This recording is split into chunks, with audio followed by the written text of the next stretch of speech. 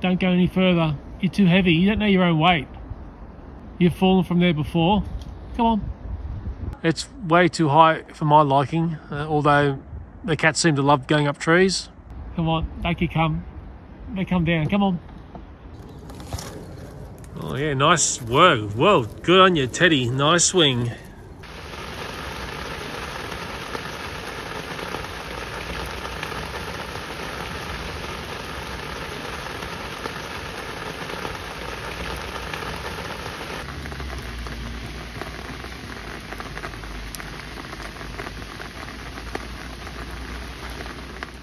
It's the 23rd of September 2023. It is the spring equinox where I live, and I'm going to try and do a Redback Spider roundup video. That's Bubble there, no longer a kitten, now a proper cat. I've got a lot to say in this video and it goes way past dealing with Redback Spiders. Warning, the warning has been removed from this very educational video. This video encompasses a number of things. I'm playing catch up because I've been off YouTube for quite some time. Some of the things we'll venture off onto will make some people happy. It'll also possibly piss off a number of people as well.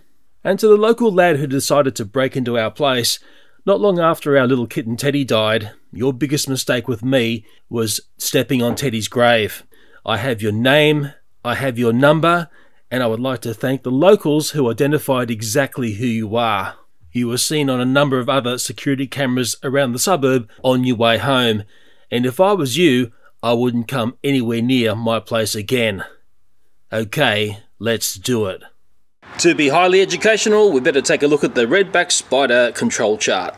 The last Redback Spider roundup video I did was at the end of February 2023 or the beginning of March. We had our autumn, some people call it fall.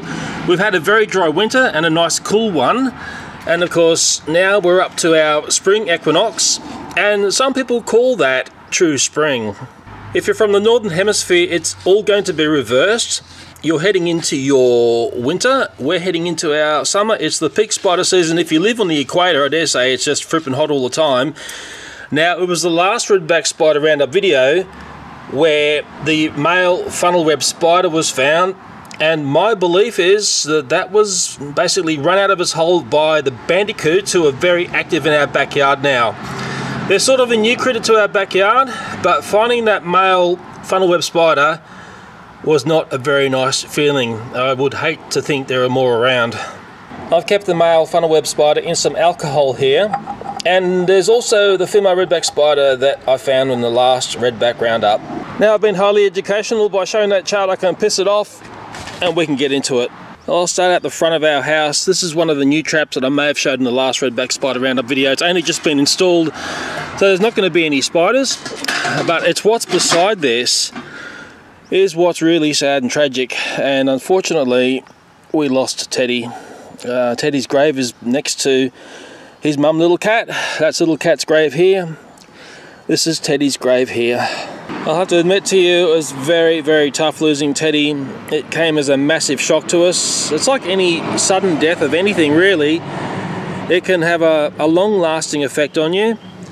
And I just think back to every time I made a video when Teddy was alive, he was always, well, getting in front of camera, always around my legs. He was always very curious to what I was up to, be it on the table in the shed or if I was out doing a Redback Spider roundup. He was just one of those really beautifully natured cats.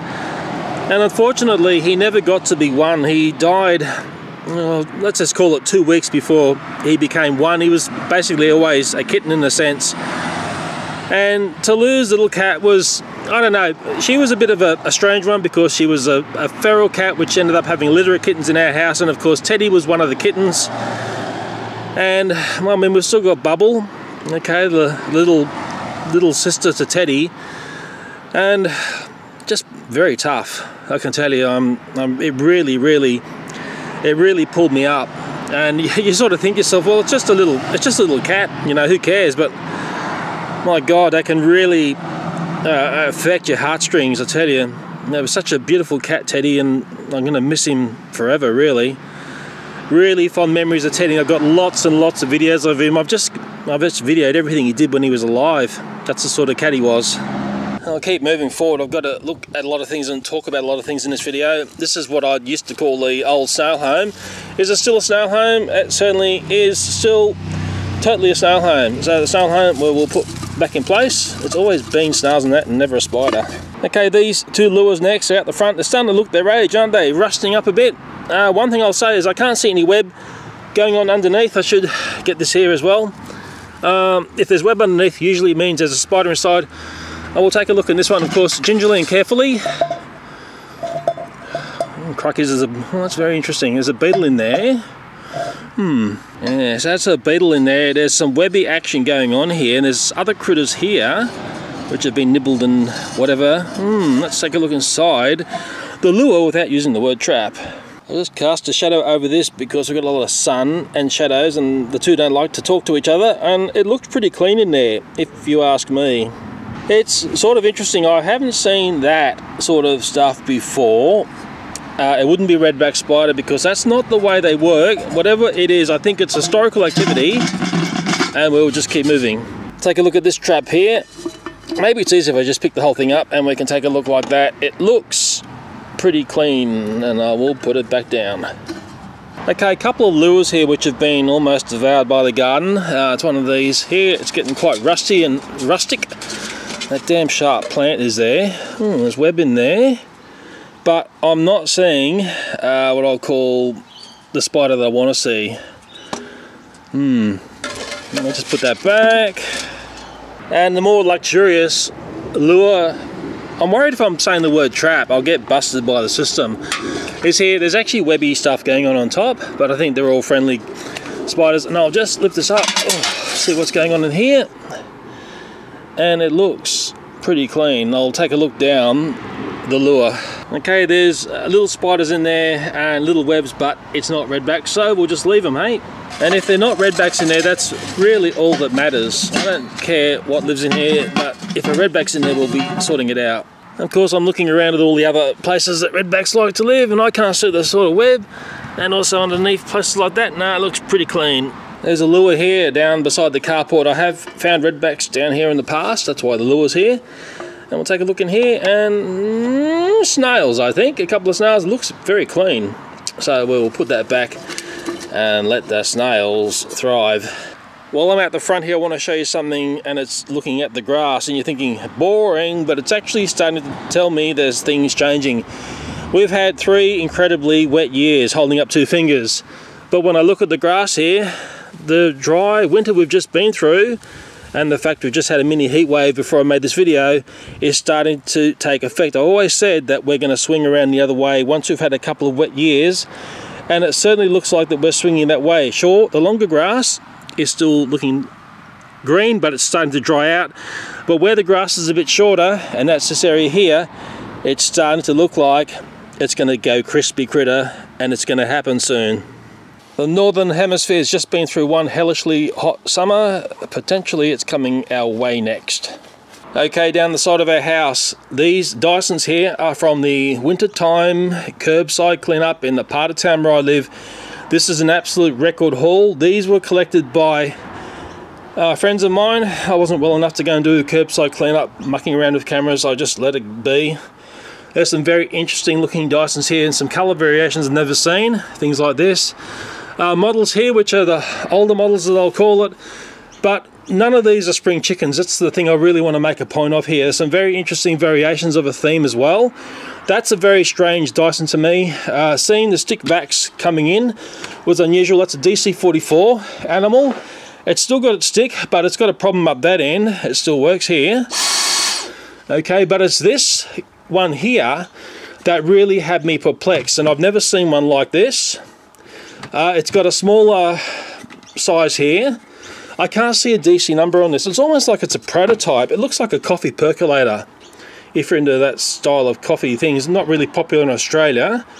This one still works, but listen to the sound. Okay, it even sounds different, like it's got a different fan system in this versus what came later. So that one there is quite a peculiar Dyson.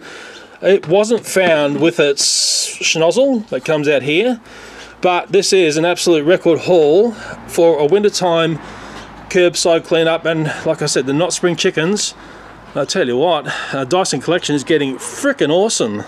Okay, this fan here, well, I remember it for the day that Teddy died. I found this in the morning of the day he died. He died basically later that night, and it was found outside a house at what I'll call a custom curbside cleanup. You can have the council come and pick up stuff from your house at any time of the year, and it had me very inquisitive to how old this is. It's a made in Japan fan, but I look at its modelling and its styling, and I'm thinking that it's something from the late 70s. There are similar fans to this which have a timer on top in this area here. This one hasn't got a timer, it's more of the basic model. It still works, and I was going to do a video about this fan versus the ones you pick up for basically nothing in rubbish shops today, and that's a classic example of it. And I was going to look at the noise that this makes versus the noise that makes, and also how much windage this has versus that one there. But it's how much this costs, made in China rubbish, and how long it lasts, versus something made in Japan that is still standing the test of time. It really is the chalk and cheese, but unfortunately every time I look at this Japanese made fan, it just reminds me of the day that poor old little Teddy passed away. Well, there's two lawnmowers there. The one with the blue top is my Icta because the V fell off. It's a wonderful thing. And I stumbled upon, in an afternoon walk, this other mower here. It's an Ozito EcoMow 1500 watt. It was built in 2020, but we don't know when it was purchased, and it still works. It's a mains powered mower, so you need to plug it into mains power. But what's astonishing about this lawnmower is what it can achieve and how it can cut grass. And I tell you what, this thing can cut some really long and wet grass. I was absolutely amazed at what it can do, but I've already been told that when I came across one of these on the rubbish piles before, when it was thrown out. So I have had a play with this. It stops for nothing. That's the best way I could describe it. Man, I was impressed, and it's one of the cheapest lawnmowers you can go out and buy. The drag is, it's mains powered, okay? But I'm going to do a video about this because it's very impressive. But what I'm noticing is the ones that I've seen where they fail, it's here, and this one's starting to fail here, but this one here is all minced up here, okay? I also notice it's missing a bit of hardware here. But I'll tell you what, for its price, this one's a banger. And they're even better when they're free, and I tell you what, I really gave this a big challenge and it just chewed through the challenge. Before I head out to the backyard to look for redback spiders, I'd like to take you into the garage here, just show you my review bench. I haven't made a video in here for 6 months. I had completely frozen up. I just heard the strangest sound in here as well, just as I was talking. I don't know whether you heard that. Oh, what's going on here? Oh, look at this. Hey, where is that new Thomas? That 2021 newfangled Thomas Wooden Railway Thomas. It's this one here. And I have not been able to find any more of these all during 2023. What the hell is going on? I mean, I haven't found diesel. All the online stores, it says out of stock. The stores where I found this, it was Toy Mate. There has been no more stock come in. But where is my Thomas from here? And I keep hearing something in here and it sounds like it's laughing at me. It is freaking disturbing what goes on in here, and I don't like it. I'm going to do this in a fairly condensed manner because that's all I can do these days. I'm going to reach over. I found this pack. These are the things that I found in the time I've been away. Looks like an awesome pack. This part here caught my eye. It's very nice, but there's not that much new Thomas stuff about where I live, although I think we get the short straw when it comes to what gets distributed around. Maybe you will tell me, or maybe you're not even watching the video. It seems to be what happens these days. I indulged myself and I bought this playset because I did play with it in town when it was in store, and my adult child, I can say that about my daughter now, and my son both love this toy. I would love to make a video about this toy, but it's too scary to do so these days on the way YouTube is bent now. Although what is interesting is, or I'll get to what is interesting, what's happened to me recently, okay? Thomas and Friends blind bags have de-blinded themselves, so you can see what's in there.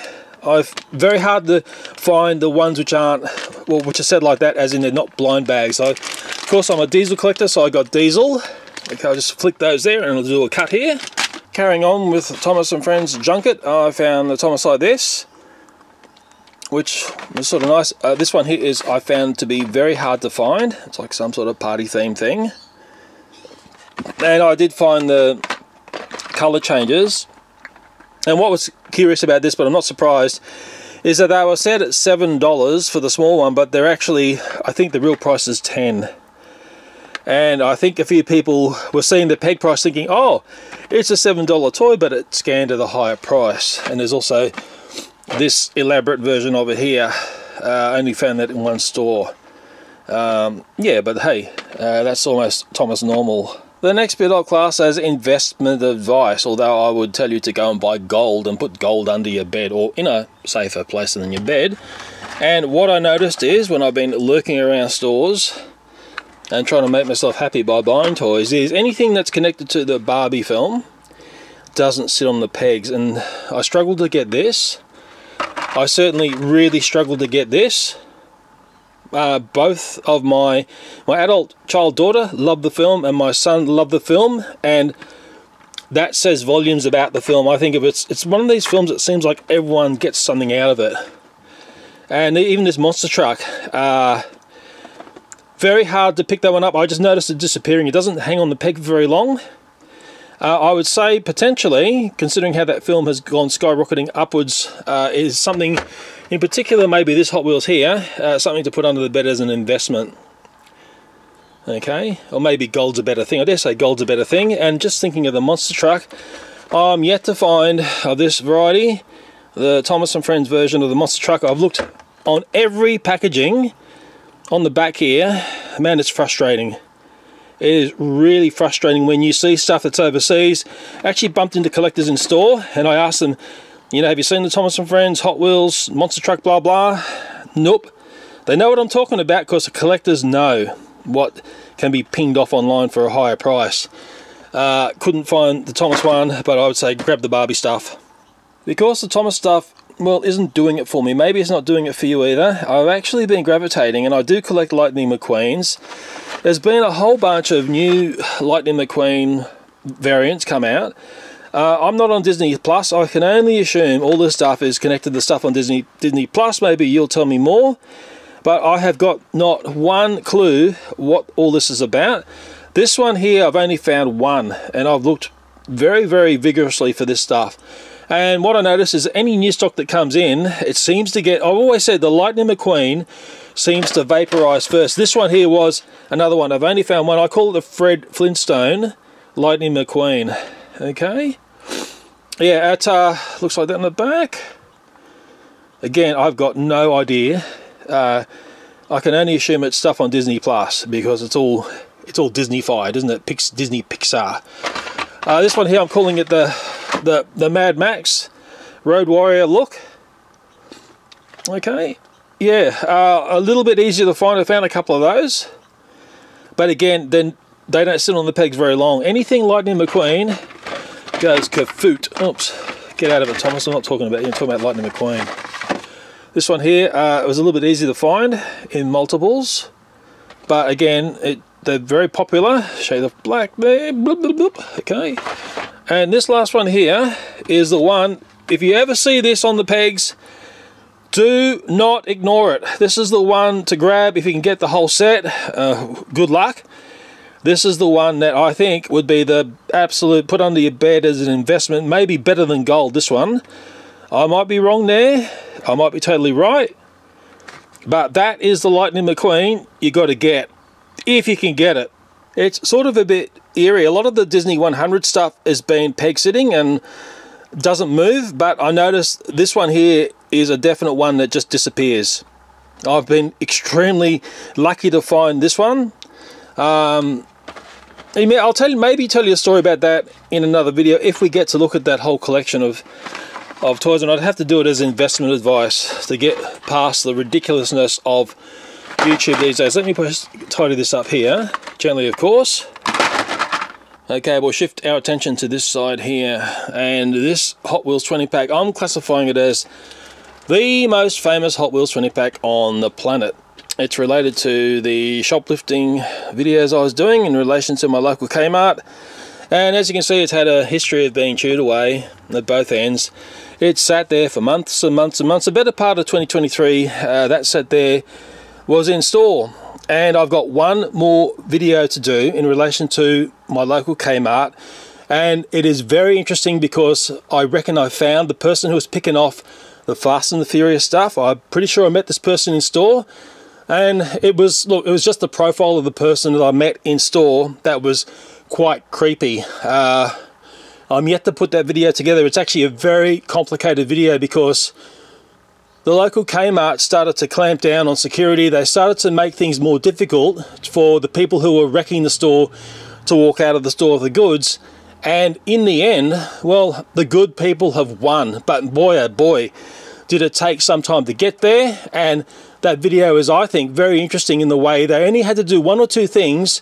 It put a little bit of pressure onto the bad people, and all of a sudden the bad people found it too risky to do what they were enjoying doing for far too long. But this Hot Wheels 20 pack here is one of the most famous Hot Wheels 20 packs on the planet, considering what it's been through. If I was smart, I'd put it up on eBay for $10,000 and see who bites. It seems to be the way the world works now. Now, I have been collecting some more Thomas Darkside. In fact, I've got a whole bunch of Thomas Darkside that's never seen the light of day, as in a video, because of the way YouTube is bent.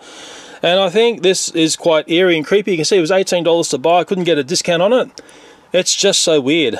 And why I'm bringing this up here is I've actually had a couple of wins in the appeals on YouTube about the Darkside videos, and well, I was losing a few appeals and I started to win them. This is the back of the box here. It is just creepily strange.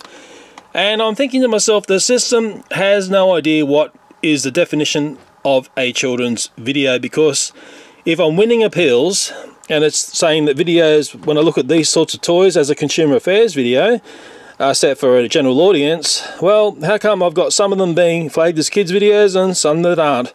The system can't make up its mind.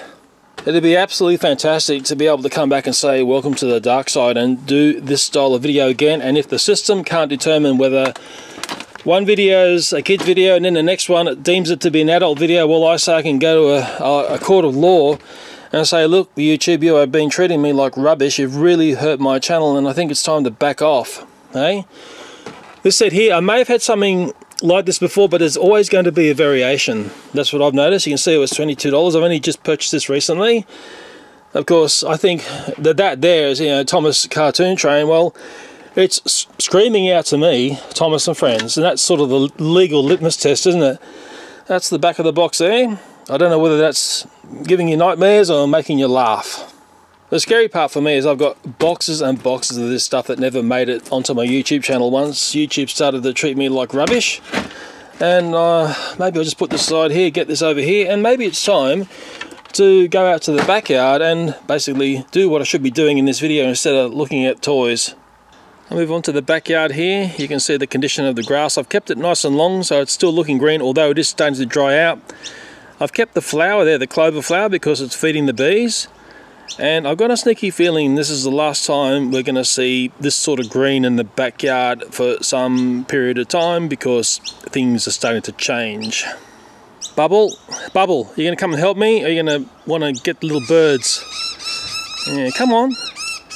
Yeah, she doesn't like to hang around like the way Teddy used to, and she's just going to lay there in the shade where you can't see her. Oh, if you get tired, Bubble, are you? Maybe that's why you're not helping me. Come on, come and help me make the video. I'd love you to be round, but you were never really like that. Oh, there's birds. Yeah, so this is the time of year, a lot of little chicks coming out of the nest. And she's obviously more interested in getting jaws around birds. Come on, Bubble, come and help me. Come on, it'll be interesting, I guarantee. Yes, I'll walk up to this corner here first.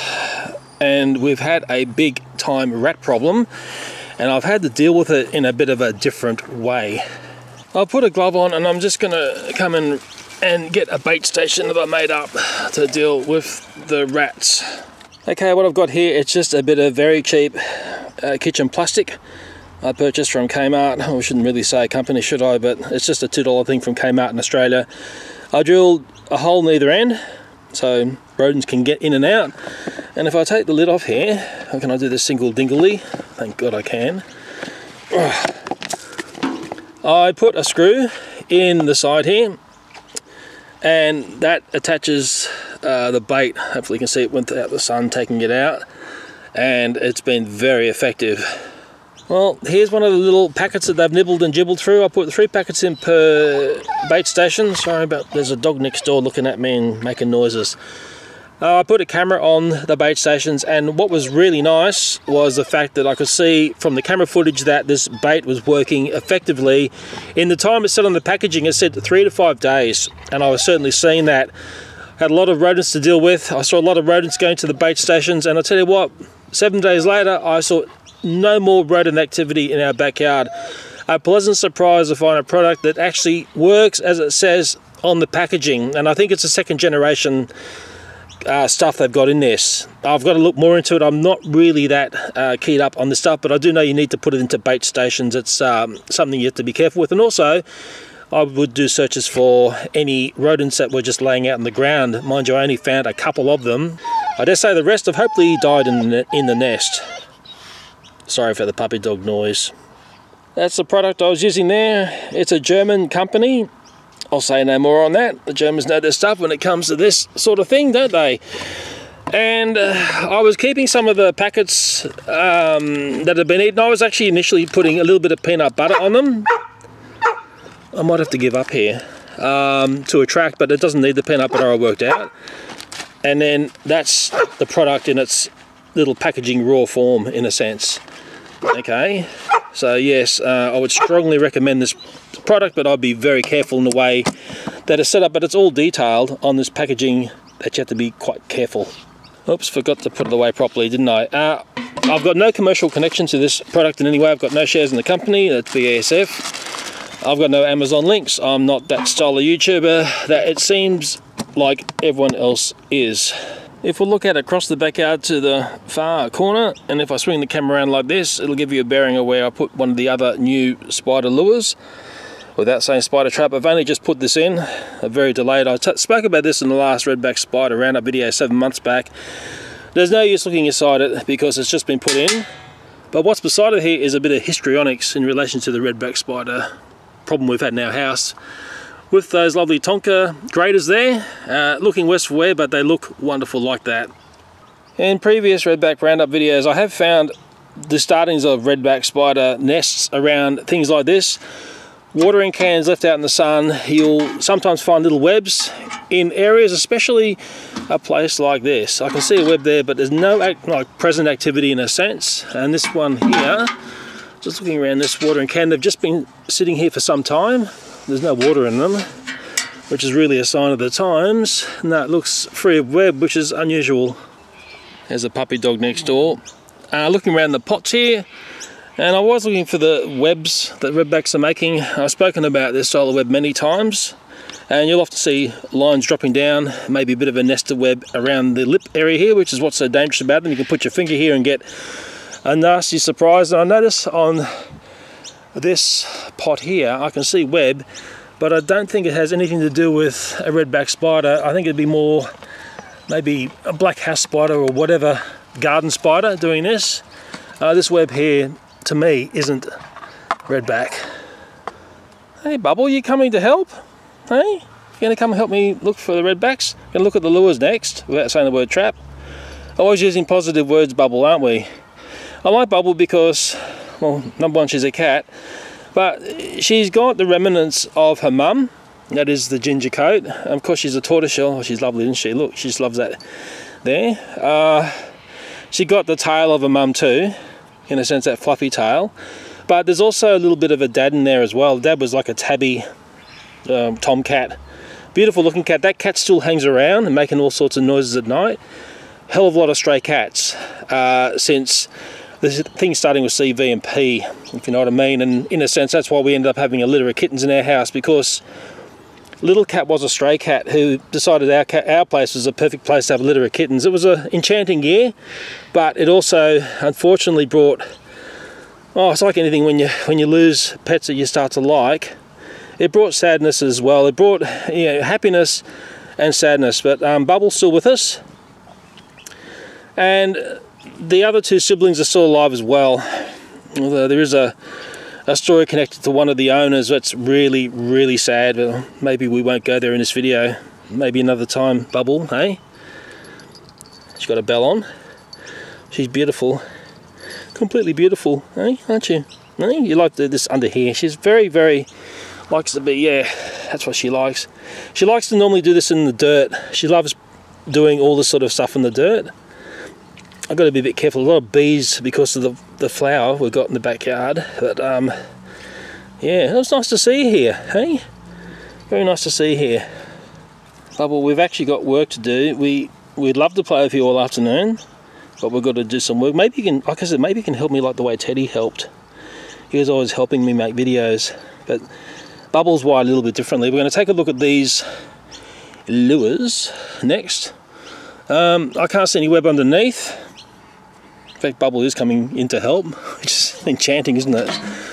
What's inside here, Bubble? You going to take a look for me? Clean. There's a little bit of wispy web in there.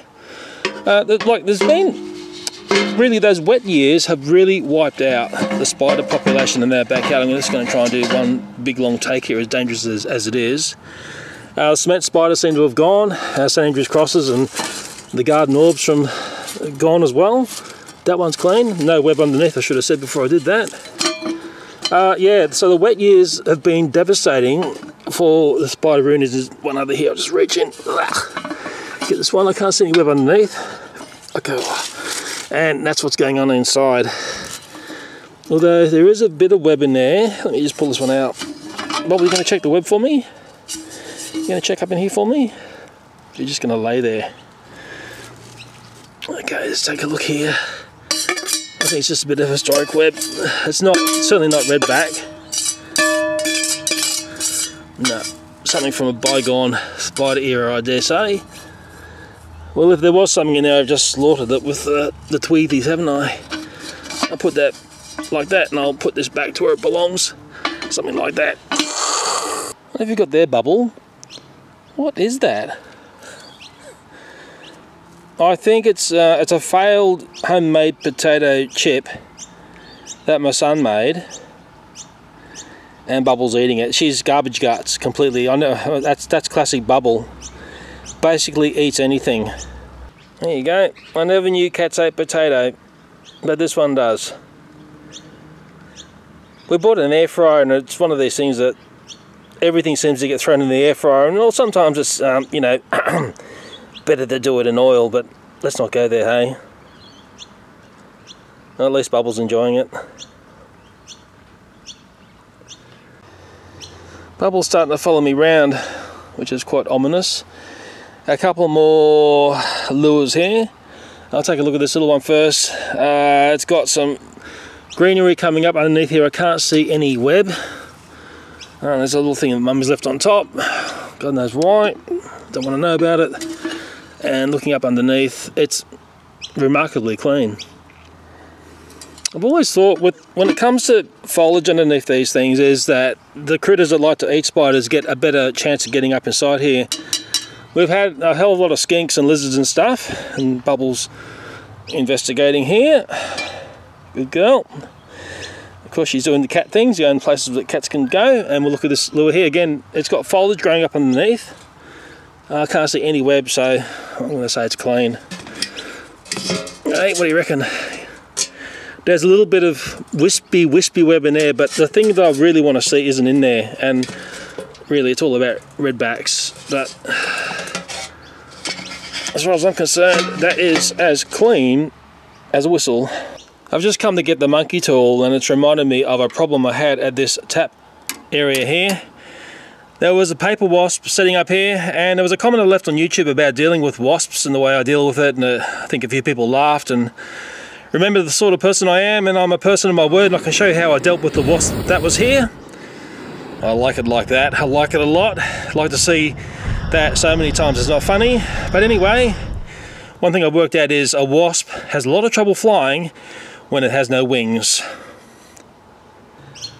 Okay, between tubs like this that Mummy sets up in the garden, the redback spiders love to live in the areas between the tubs underneath the lip, and that's why I've dragged the monkey tool out, and I'll just do a drag underneath the lip here. Let's go to the back, get caught up in the other one there. It's pretty clean. I did see a bit of wispy web, and wispy web can sometimes mean the beginnings of redbacks, but that's clean as well. Just double check that. Oh, hang on, I'm getting web there.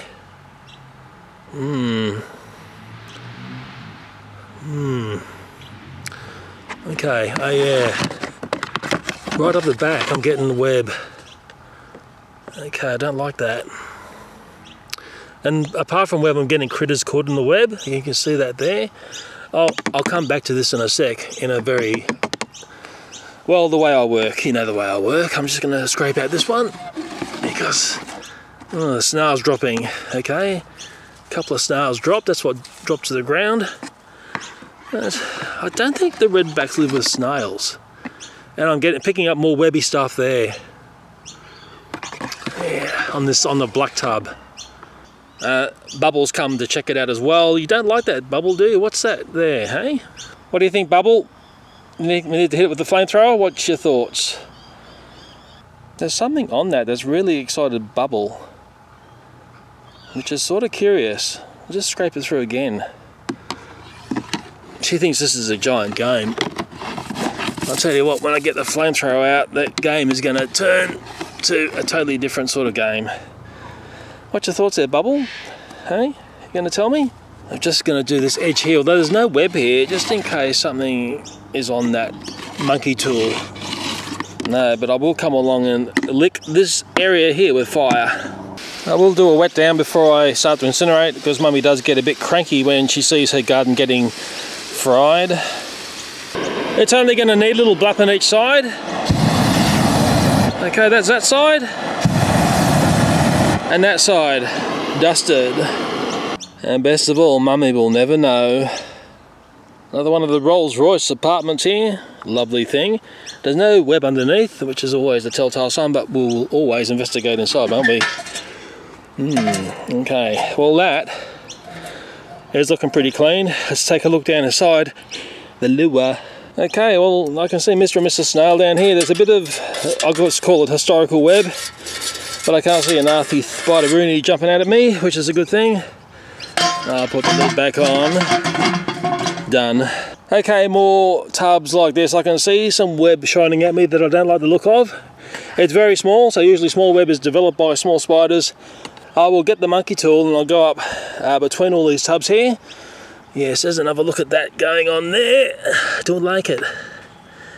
It's gonna possibly need a lick of fire, but the monkey tool always talks to me. They look pretty clean. And the other side, snail. Okay. Yeah, there's lots of snail on the monkey tool there. Looks pretty clean. Surprise, surprise, eh? Yeah, this area here has a lot of frog activity. Let me just spin around the other way to get to the other gap, which is there. Okay, I repositioned myself. Yeah, a lot of frogs, and I remember Teddy in particular had a passion for finding frogs, bringing the frogs in. There was tadpoles in some of these tubs as well. When we had a wet time, there's another one here. I've just got to go like this.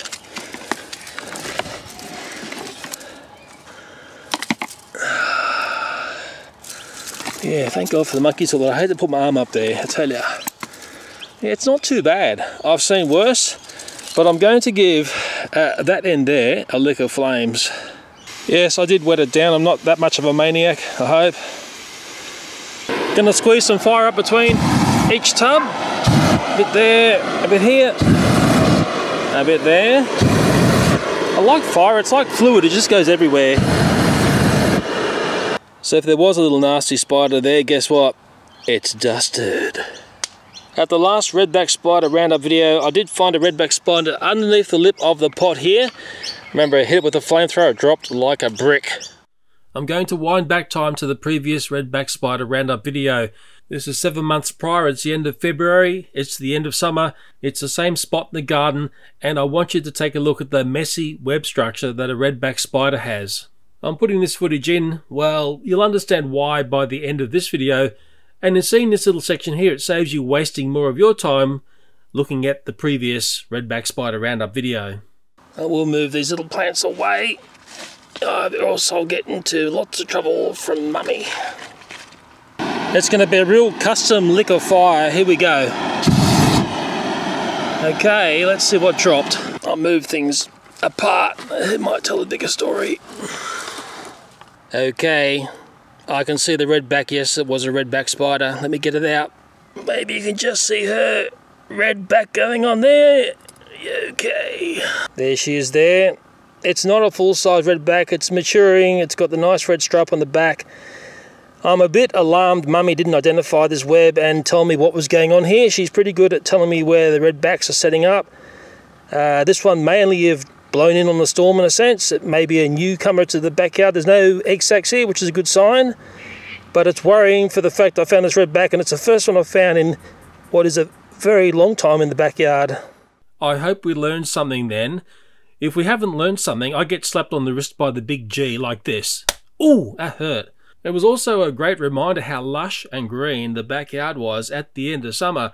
Normally it's brown and crispy critter and all fried up. A nice little snapshot of the culmination of multiple years of fairly wet weather. That's enough of 7 months before. We'll now jump to the real time of this video. Right now. I'm just going to move this pot here, just changing hands on the camera. Just looking for web. It looks nice and clean. That's what we want to see.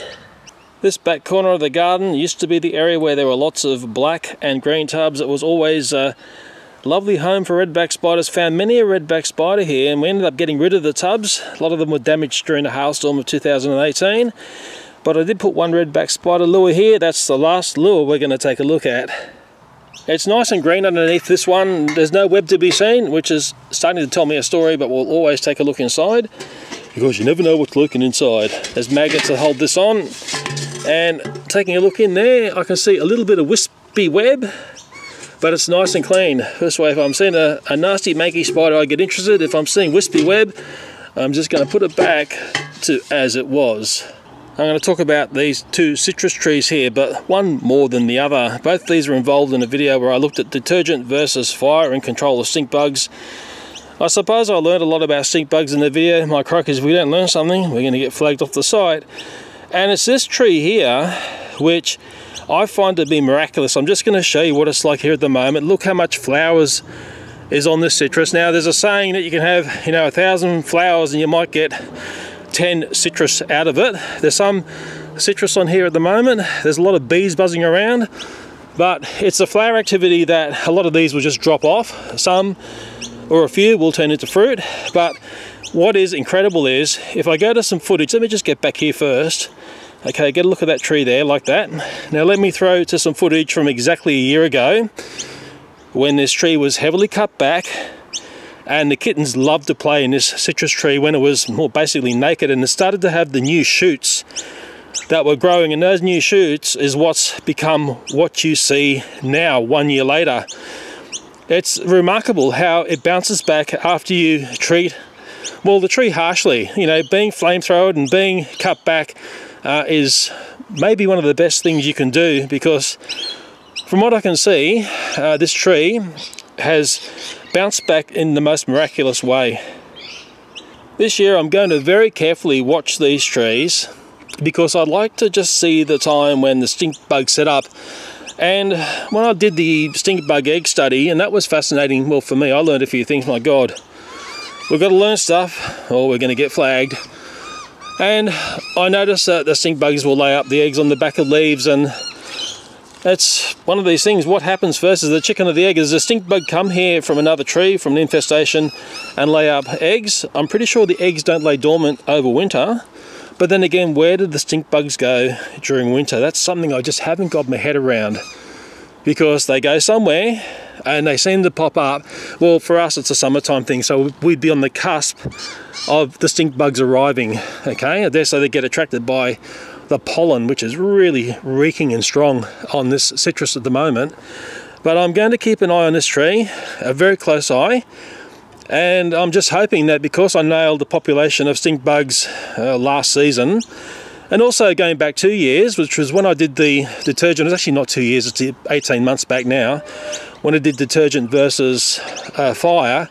And it's one of these things, once you nail a population of something, hopefully that stops the population from becoming very comfortable of being in your area. It's a little bit like why we found no redback spiders in the backyard this time, and that's what we want to find. I mean, I've seen it when it's bad, and I've seen it when it's good. Maybe all that wet weather we had has played into this. I think it has, because I've just noticed the spider populations in general have been very low, in particular last year. Anyway, I'm hoping you enjoyed this redback spider roundup, even though I don't think we saw a redback spider, or did we? Yeah, it's just strange doing one of these without Teddy around. That's the part that's really hurting.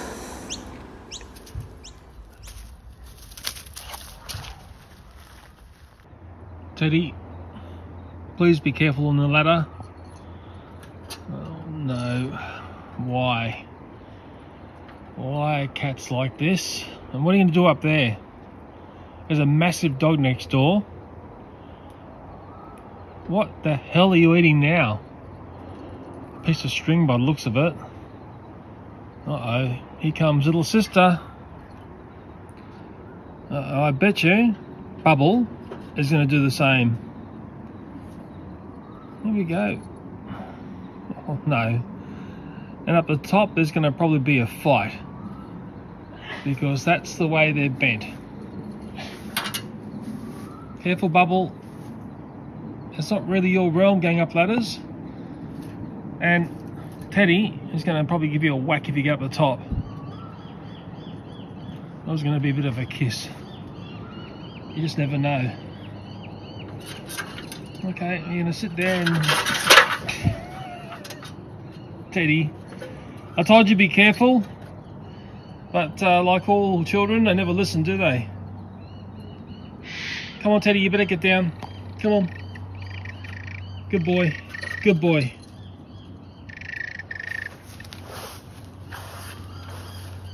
You two are just nothing but mischief. Especially in this witching hour of sunset.